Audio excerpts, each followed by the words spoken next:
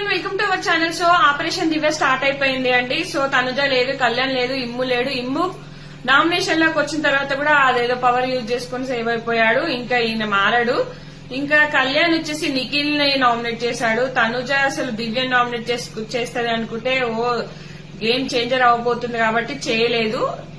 తనుజ చేయాల్సిన పాయింట్స్ అన్ని రీతు పెట్టి దివ్యాన్ని చేసింది అనమాట.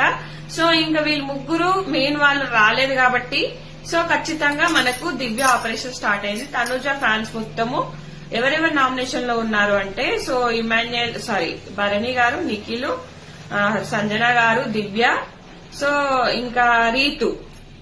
అలాగే మనకు భరణి గారికి, నిఖిల్ గారికి అందరూ ఓట్లు వేసుకుంటారు. సంజన ఓట్ బ్యాంక్ ఉంది, రీతు ఓట్ బ్యాంక్ ఉంది.